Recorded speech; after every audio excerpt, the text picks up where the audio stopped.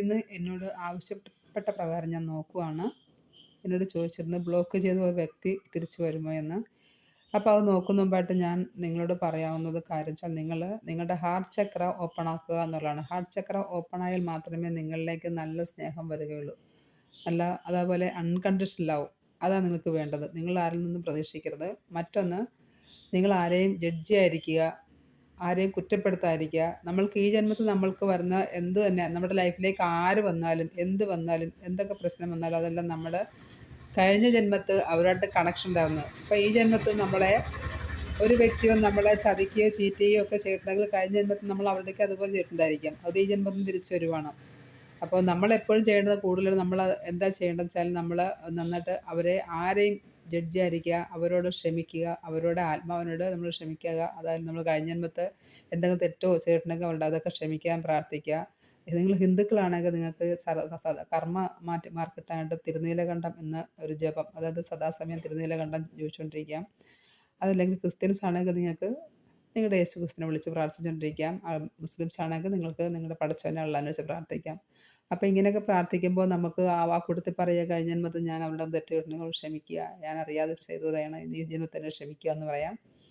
ഇങ്ങനെ കുറേ കാര്യങ്ങളുണ്ട്. പിന്നെ നിങ്ങൾ എപ്പോഴും പോസിറ്റീവായിട്ടിരിക്കുക. അതായത് ഈ തേർഡ് ഡയമെൻഷനിൽ നിൽക്കാൻ പാടില്ല. തേർഡ് ഡയമെൻഷൻ എന്ന് പറഞ്ഞാൽ സ്വയം കുറ്റപ്പെടുത്തി സംസാരിക്കുക, എപ്പോഴും സങ്കടത്തോടെ ഇരിക്കുക, പിന്നെ ഷെയിം തോന്നുക, സ്വയമായിട്ട് കുറ്റപ്പെടുത്തുന്ന മാത്രമല്ല മറ്റുള്ളവരെ കുറ്റപ്പെടുത്തി സംസാരിക്കുക, എപ്പോഴും നെഗറ്റീവായിട്ട് ചിന്തിക്കുക, നെഗറ്റീവായിട്ട് പറയുക.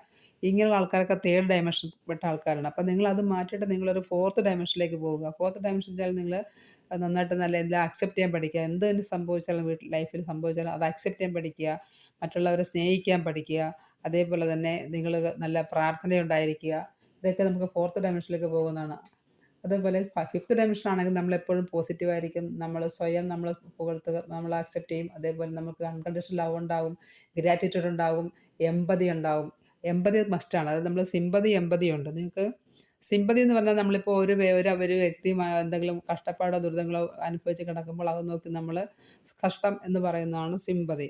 മറിച്ച് എമ്പതി എന്ന് പറഞ്ഞാൽ നമ്മൾ അറിഞ്ഞവരെ സഹായിക്കുക, ശാരീരികമായിട്ടോ സാമ്പത്തികമായിട്ടോ ആ വ്യക്തിയെ സഹായിക്കാൻ പറ്റുന്ന തരത്തിൽ സഹായിക്കുക. അതാണ് എമ്പതി.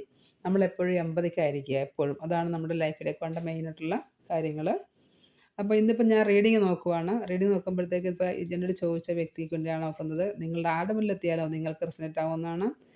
അപ്പോൾ നിങ്ങളുടെ energy queen of sodas. Queen of soda എന്ന് പറഞ്ഞാൽ വളരെ വൈകാരികമായിട്ട് വളരെ പവറുള്ള വ്യക്തികളാണ് നിങ്ങൾ. അതേപോലെ തന്നെ നിങ്ങളുടെ മറ്റുള്ള മുന്നിൽ നിങ്ങൾ അധികം ഒന്നും താഴത്തില്ല. അതേപോലെ നിങ്ങൾക്ക് നിങ്ങളുടേതായ വ്യക്തമായ ധാരണയുണ്ട്, ഉറച്ച വിശ്വാസമുണ്ട്, നിങ്ങളുടേതായ കുറേ ചിന്തകളൊക്കെ ഉണ്ട്. നിങ്ങൾ അങ്ങനെ പെട്ടെന്ന് ആർക്കൊന്നും നിങ്ങളെ കീഴ്പ്പെടുത്താനോ അല്ലെങ്കിൽ നിങ്ങളെ അടിച്ചമർത്താനോ ഒന്നും പറ്റില്ല. നിങ്ങൾക്ക് നിങ്ങളുടേതായ ഒരു സ്റ്റാൻഡേർഡ് ഉണ്ട്. അപ്പോൾ അതുപോലൊരു വ്യക്തിയാണ് നിങ്ങൾ. നല്ലൊരു പൊസിഷനിലിരിക്കുന്ന വ്യക്തിയാണ്, നല്ലൊരു കറേജുള്ള വ്യക്തിയാണ്, നല്ല ചിന്താഗതിയുള്ള വ്യക്തിയാണ്. നിങ്ങളുടെ പേഴ്സണൽ ലവ് എന്ന് പറഞ്ഞാൽ ഇപ്പോൾ നിങ്ങളുടെ പേഴ്സണൽ ഇത് സണ്ണാണ്. സണ്ണെന്ന് പറഞ്ഞാൽ ഒരു ഇന്നർ ചൈൽഡാണ്. അതായത് മനസ്സിൽ നിഷ്കളങ്കമായ ഒരു മനുഷ്യനാണ്. അത് അത്ര ക്രൂരനായ ഒരു വ്യക്തിയോ അല്ലെങ്കിൽ അങ്ങനെയുള്ള വ്യക്തിയല്ല, നല്ലൊരു മനസ്സുള്ള വ്യക്തിയാണ്, സ്നേഹസമ്പന്നനായ വ്യക്തിയാണ്. ഇപ്പോൾ തീർച്ചയായിട്ടും നിങ്ങളോട് വളരെയധികം പോസിറ്റീവായിട്ട് ചിന്തിക്കുന്ന വ്യക്തിയാണ്. നല്ലൊരു മൈൻഡുള്ള വ്യക്തിയാണ് അദ്ദേഹവും. നിങ്ങളുടെ ഇടയിലുള്ള ഇപ്പോൾ നിൽക്കുന്ന അവസ്ഥ വെച്ചാൽ അതും നല്ലൊരു 10 ഓഫ് കപ്സ് ആണ്. തീർച്ചയായിട്ടും നല്ല വൈകാരികമായ സ്നേഹത്തോട് നിൽക്കുന്നൊരു കുടുംബം കാണാം. താഴത്തൊക്കെ നല്ലൊരു കുടുംബമാണ്. അങ്ങ് ദൂരെ ഗ്രാമങ്ങളും നദികളും ഒക്കെയുണ്ട്. എല്ലാ സമൃദ്ധിയുള്ളൊരു പിക്ചറാണ്. അപ്പോൾ നിങ്ങളുടെ ഇടയിൽ ഇപ്പോഴത്തെ കണ്ടീഷൻ നല്ലൊരു കണ്ടീഷനായിട്ടാണ് പോയിക്കൊണ്ടിരിക്കുന്നത്. തീർച്ചയായിട്ടും നല്ലൊരു അവസ്ഥയാണ് നിങ്ങളുടെ ഇടയിലുള്ളത്. അദ്ദേഹം ബ്ലോക്ക് മാറ്റുമെന്ന് ചോദിച്ചപ്പോഴത്തേക്ക് ഇതാ കിട്ടിയത്. ഇത് ടവറാണ്. തീർച്ചയായിട്ടും പെട്ടെന്നൊരു മാറ്റം സംഭവിക്കുന്നതാണ്. ഇവിടെ കാണാം, ടവർ എന്ന് പറഞ്ഞാൽ ഒരു കയോട്ടിക്കാണ്. ഇത് നെഗറ്റീവ് കാർഡാണെങ്കിലും ഇപ്പോൾ നമ്മൾ ബ്ലോക്ക് മാറ്റുമെന്ന് ചോദിച്ചപ്പോഴത്തേക്ക് കിട്ടിയ കാർഡ് ആയതുകൊണ്ട് ഇപ്പോഴത്തെ അവസ്ഥയിൽ നിന്ന് മാറ്റം സംഭവിക്കുന്നതാണ്. തീർച്ചയായിട്ടും ആ വ്യക്തി നിങ്ങളുടെ ബ്ലോക്ക് മാറ്റി നിങ്ങൾ ആ ബ്ലോക്ക് മാറ്റുന്നതാണ്.